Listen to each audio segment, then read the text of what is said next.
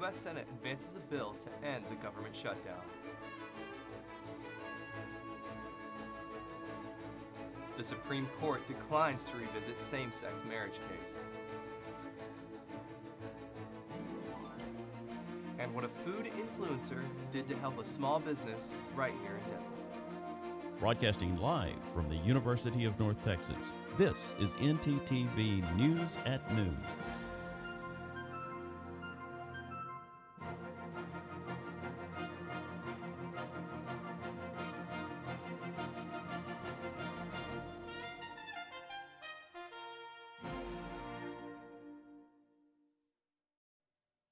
Good afternoon. Thank you for joining NTTV News at Noon. I'm Cameron Shields. And I'm Annie Tomlin. The longest government shutdown in U.S. history might be approaching the end. That's after the Senate voted to advance a stopgap funding bill last night. CNN's Amy Kiley has the story.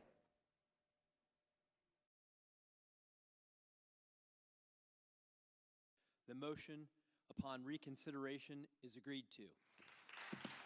The government's a big step closer to reopening after the Senate voted to advance a stopgap funding bill last night. It's a compromise between centrist Democrats and Republicans. It does not extend expiring Obamacare subsidies, so many Democrats opposed it. We must fight because a senior citizen cannot afford to pay $25,000 a year just for health insurance. We must fight to keep millions from financial ruin. Republicans do agree to a vote on the subsidies by early next month. We have senators, both Democrat and Republican, who are eager to get to work to address that crisis in a bipartisan way. The bill funds much of the government through January. The broader deal has longer provisions for military, construction, and Veterans Affairs, the legislative branch, and agriculture. The plan funds SNAP through September. People are hungry. And you can see also, sometimes in the kids' eyes, you can see their fear because they're afraid. For federal workers, the agreement ensures shutdown back pay. It reverses recent mass firings and prohibits any more this fiscal year. If the plan becomes law, federal employees will get paid again. That could prevent scenarios like this around Thanksgiving. They changed the flight, then they changed it again. Eventually it got canceled, and when we got to standby, there were like 30 other people on standby. I'm Amy Kiley reporting. The Supreme Court declined an opportunity on Monday to overturn its landmark precedent recognizing a constitutional right to same-sex marriage. The court denied an appeal from the Kim Davis, the former Kentucky County Clerk, who now faces hundreds of thousands of dollars in damages and legal fees for refusing to issue marriage licenses after the court's decision in Obergefell v. Hodges, which allowed same-sex couples to marry. Since the decision was passed in June of 2015, nearly 600,000 same-sex couples have gotten married. The USDA is offering states that have given out SNAP benefits since November 1st to stop and to undo any steps taken in order to issue them throughout November. The Supreme Court has paused a mandate from a lower court to issue full payments, and the USDA warns of consequences for any states that ignore this order. Yesterday, a federal appeals court ruled that full food stamp benefits are to be paid by the Trump administration for the month of November. Thursday, a ruling was made by a U.S. district judge that full benefits were to be paid by the Trump administration, which was pressed by the administration to change the ruling. The appeals court denied, and the Supreme Court has intervened. The order has been paused, but more will need to be discussed before any date is official. A pardon has been given to the people who supported Trump's alleged plan to overturn the 2020 election results. This pardon was issued by the president himself and was specifically given to his lawyers Rudy Giuliani and Sidney Powell and his former chief of staff Mark Meadows. The pardon also applies to some of his co-defendants, but the pardon explicitly states that it does not apply to Trump. Annie, I think we missed Thanksgiving. Missed Thanksgiving? It felt like Christmas this morning. That is true. Well, don't worry about it because our weather anchor, Sherelle Orozco, has the word on today's temperatures. Sherelle? Good afternoon in Denton. As you can tell, it's a 52 outside, but it honestly feels really cold. As you can tell, it's a 48, and the wind is a bit high. When I was on my way over here, guys, I was freezing to death. It literally felt like winter here. It looks like we skipped Thanksgiving, like they said earlier. But for the for the weather for tomorrow, sorry, for tonight, my apologies. As you can tell, it's going to be extremely cold, extremely cold. As it literally feels like it's winter outside, but for the weather for tomorrow, I have a feeling it's going to be a little bit warmer since, you know, it's Texas. We never expect what is going to be going on here. For the weather for tomorrow, difference. You see the difference? How are we going to go from like 58 to 71? But the wind is still going to be really high, so just keep in mind what you're going to wear. The wind is, I heard it's going to be really cold, and it is going to be cold actually, but it's still going to feel a little bit like fall, so it's honestly amazing. Back to Des. Thank you very much. Thanks so much, Sherelle. As we enter the 41st day of the government shutdown, many airlines continue to cope with massive staffing shortages. This is causing chaos across the country, and this chaos is coming to an all-time high as we approach the busy Thanksgiving holiday. CNN's reporter Jen Sullivan on why the shutdown is having such a devastating effect. Passengers at airports across the country are dealing with mass flight delays and cancellations. Our first flight, it got delayed an hour and then another hour, and now it's delayed 3 hours, so we are missing our connecting flight. At Newark Liberty International Airport in New Jersey, hundreds of flights were affected Saturday. I had a flight going from here to Charlotte, and then they canceled my flight. With the government shut down, millions of federal workers are not getting paid. TSA agents and air traffic controllers are still expected to come to work, but many are calling out because they can't afford the gas to come in or childcare costs. They feel desperate, hopeless, mad, and there's just appears to be no end in sight. The sick calls are causing staffing shortages at airports and aviation support facilities across the country, and without enough staff, they cannot operate safely. I have more complaints coming into the FAA from pilots who are saying that air traffic controllers are not as responsive. The FAA says it will gradually reduce air traffic by up to 10% by November 14th at 40 major airports. The decision could cut thousands of flights a day. The weather is also playing a factor. Parts of the Midwest and northern New England are seeing snow or heavy rain. There was also dense fog in Los Angeles Sunday. All of this coming right before Thanksgiving. It's only going to get worse. You're going to see air travel be reduced to a trickle. As of 3:30 Sunday afternoon, more than 7,000 flights were delayed nationally and nearly 2,100 were canceled, according to FlightAware. In New York, I'm Jen Sullivan reporting. On Sunday, Governor Greg Abbott announced he will be running again in the 2026 elections at a golf course in Houston. He described the state as the heartbeat of the country, claiming the Texas economy is growing twice as quickly as the country's. If reelected, he will be the second Texas governor to hold 4 consecutive terms. Coming up, details on a shooting in San Antonio. And why residents northeast of Houston are urged to evacuate. Stay with us.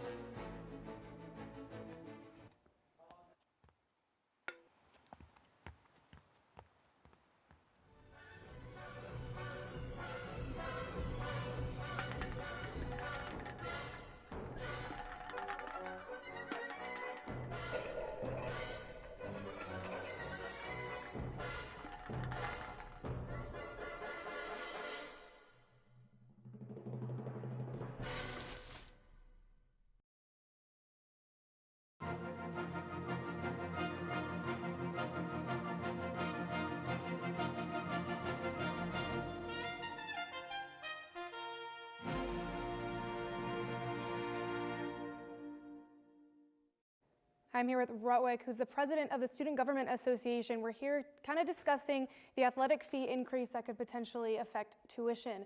So I know you have a town hall meeting later today. What can you expect from that meeting? So the town hall will be on Thursday, this coming Thursday from 1 to 2 p.m. from 12 to 1 p.m. in the Senate chambers in 332. So Athletics Director Jared Mosley will be there along with the other staff members and SGA staff members to answer questions for students regarding the fee increase and kind of what that entails and where that money will be going, as well as just any other general questions they have about athletics and the season And we've also heard, the contract that's increasing, so students had questions regarding that. So they'll be there to answer all those general questions. And the next week will be the elections, so they will start Monday and go until Thursday to vote. So we will ask every student to vote in that, as this will directly impact you and how much you pay for college. How can you expect this town hall meeting to go? We think it'll be a pretty fierce town hall meeting. We'll have a lot of people asking a lot of questions. We've seen it in our Senate meetings where many students came out and asked a lot of questions, and those ran for about an hour. So we do think there will be a significant amount of questions, especially with the varying changes in athletics and the rising cost of just day-to-day life. So I think students will have a lot to say about this, and I think also giving athletics an idea of how this will play out. Well, thank you. Yeah, NTTV will be, covering this development as it continues. Thank you very much, Ravik. The head of the BBC and British broadcaster's top news executive have both resigned Sunday after the criticism of the way the organization edited a speech President Trump made on January 6, 2021, before protesters attacked the Capitol in Washington. Critics said that the way the speech was edited for a BBC documentary last year was misleading and cut out a section where Trump said that he wanted supporters to demonstrate peacefully. Director General Tim Davie and new CEO Deborah Turnus have both decided to leave the corporation. An update on a case that we've been following. 40-year-old Ashley Buzzard, mother of 9-year-old missing Melody Buzzard, has been arrested on false imprisonment charges. Police say her arrest is not directly tied to the search for Melody and will not release further details as they would interfere with the search. Officials are still encouraging anyone with information about her whereabouts to come forward. A seemingly normal Sunday morning turned deadly for 3 landscape workers in San Antonio yesterday when an armed man opened fire and fled into the woods. CNN's Phil Sterling has the details. Sky 4 over the scene this morning as dozens of law enforcement officers swarmed an area near Mission Landscaping. SWAT officers with rifles and canine units searching frantically after a man opened fire this morning, killing 2 men and a woman. The police chief saying there are still many questions about what happened. Don't know the motive right now, but it was not random. People who live in a nearby neighborhood were told to stay inside after a gunman fled into the woods. Some families showed up fearing the worst. Wilmer Perez said his family was waiting for word from police after not hearing from his aunt. He came looking for my aunt because she was working here. Officers continue to scour the area for nearly 4 hours. The search finally coming to an end when officers found the gunman with a self-inflicted gunshot wound in the nearby woods.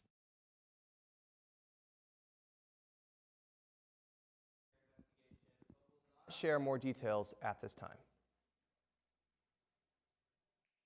Cameron, what a week it's been with all this crazy weather. I know, and it's only Monday. Yeah. Hopefully the rest isn't quite this brutal. Let's check back in with Sherelle to see what the weather has for us the rest of the week. Sherelle? Welcome back. Today has been feeling really amazing. We finally get a taste of the winter coming towards us. As the weather over here at 52 here in Denton, and everything across North Texas has been feeling a bit of cold lately. And across Texas, as you can tell, it has been feeling a bit more cooler around the 50s. Everything just has been feeling a bit really cold. And throughout the week, we're actually going to get a bit of rain here in Denton, Texas during Friday and Saturday. And throughout the whole week, it's just going to be going crazy with everything that has been going around. And yeah, we're going to get a bunch of rain, so honestly, just keep in mind. But the weather has been really weird since it is going to be feeling really cold a bit. It's going to be a bit cooler, but it's honestly weird because when it's raining, it's going to be a bit more hotter than usual. So just keep in mind what you're going to wear, what you're going to do those days. And here in Denton, it has been feeling really amazing right now since we did get a taste of fall and a bit of winter lately today around campus here in Denton. And everything just has been feeling really good. And that's all for me. Back to desk. Sherelle, residents near Houston are being asked to evacuate after a dam is said to be leaking. CNN's Shannon Ryan has the latest. Polk County officials preparing for the worst, now telling those who have packed up to prepare to stay away for several days. We evaluated the situation and issued an emergency alert asking residents to leave the area. Voluntary evacuation orders for residents living south of the privately owned Carter Lake Dam were physically delivered by first responders Saturday night after the dam's owners reported water leaking through an 8-inch hole, something officials say could cause the dam to fail and flood the surrounding neighborhoods. Do we know what caused the hole at this time? So the owners, the property owners, they speculate there may be some beaver activity where they tried to burrow into the embankment of the dam. Courtney Comstock of the Polk County Office of Emergency Management says the dam's private owners tell her office that they are currently working to pump water below the hole so that a private engineer, which they will need to hire, can come in and assess the damage. A process she expects will take at least 3 days. It's the responsibility of the property owners to remedy the situation. And so we as county officials are here to look out for public safety in regards to the situation and make sure that those residents within the area of concern below the dam are safe and out of that area should conditions worsen. The baby formula brand ByHeart is pulling 2 batches of its, quote, whole nutrition infant formula, end quote, out of what they call an abundance of precaution. The recall came after the FDA opened an investigation over a wave of infant botulism across the U.S. The agency has not tied any formula to the illness, but the company says that it will keep working to ensure safety and transparency going forward. You can find more details and follow recall-related updates on the ByHeart website. You know, Cameron, it feels like there's been so many recalls recently. I know, right? I need some positive health news. Well, I know just the person. Let's send it over to our segment anchor, Michaela Dixon, to see what good news there is in the medical world. Michaela? Thank you, guys. In our health news today, a new department for cholesterol treatment researchers at Merck have announced promising results for a new oral pill designed to help lower cholesterol levels. When a patient takes the drug with their typical cholesterol-lowering medicine, the pill got presented. The pill also got presented at the American Heart Association conference this past weekend and is hoping to win FDA approval for the drug next year. That's all from me, you guys. Back to y'all at the desk. Thanks, Michaela. When we come back, how a teacher is sharing her storytelling skills past the classroom. And how a Dallas church is helping its parishioners get through the shutdown. Don't go away.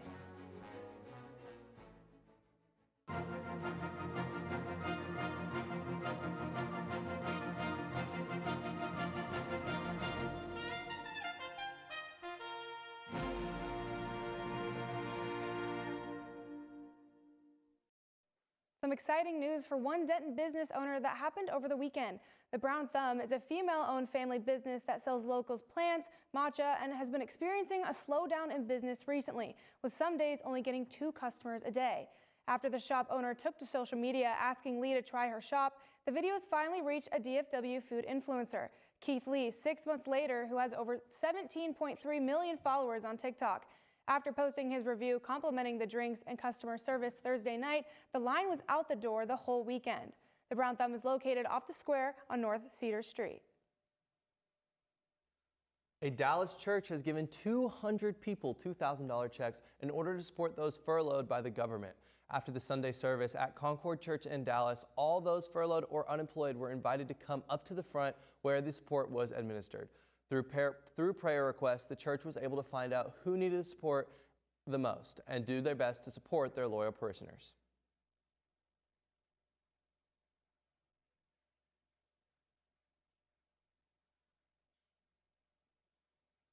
So Cameron, I know that, we've both been getting into board games recently, but it seems like they take a lot of strategy. I know, and patience. Patience that I've been used waiting for sports this entire show. Well, good news for you. Houston Hall is here to give you all of the info on the past weekend in sports. Houston?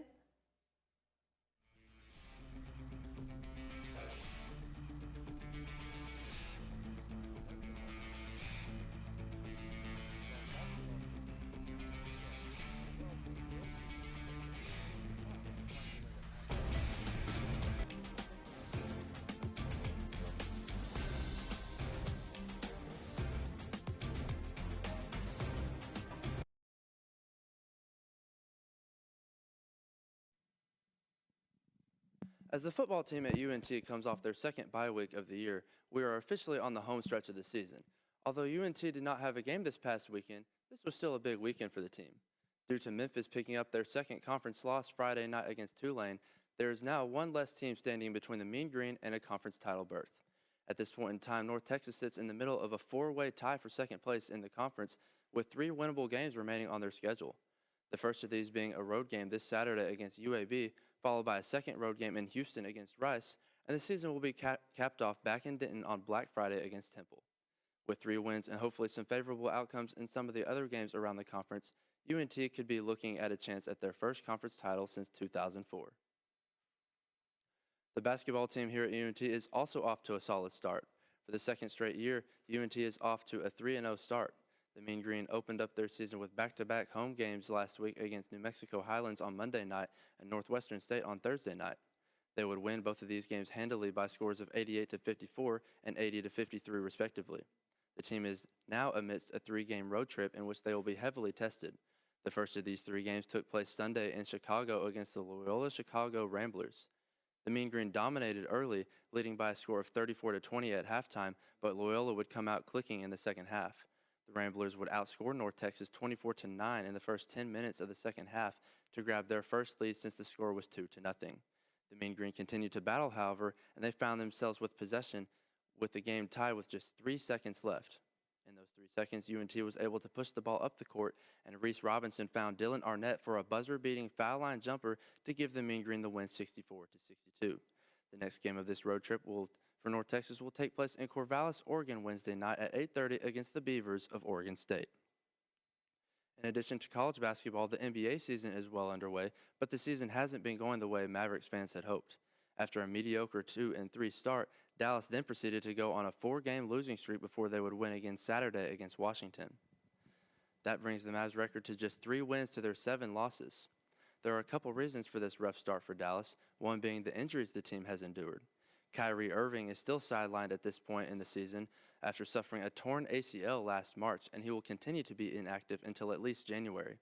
After leading Dallas in both points and rebounds in each of their first 4 games, Anthony Davis sustained an injury as well and has yet to return. With both of Dallas' stars out, even more pressure has fallen on 18-year-old Cooper Flagg. Flagg has struggled for most of the season so far, averaging just 13.9 points per game while shooting only 27% from 3. And while it is still early, Dallas sits second to last in the Western Conference and will have to turn things around in a timely fashion in order to have a shot at the playoffs. That's all for sports, folks. Back to Annie and Cameron at the desk.